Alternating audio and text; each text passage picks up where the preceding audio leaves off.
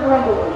আরেকটা বিষয়, অন্তর্বর্তীকালীন সরকারের শিক্ষা উপদেষ্টা এবং প্রধান উপদেষ্টা দুজনকেই আমি আজকের এই আয়োজন থেকে তার দেখতে চাই, আমাদের এই দাবি মেনে নিন এবং এই দাবি মেনে নিলে আমার জন্য, আপনার জন্য, রাষ্ট্রের জন্য, আমাদের প্রজন্মের জন্য এবং আমাদের নৈতিক শিক্ষার জন্য মঙ্গল হবে। আপনাদের সকলকে আরেকবার ধন্যবাদ জানাচ্ছি। আসসালামু আলাইকুম।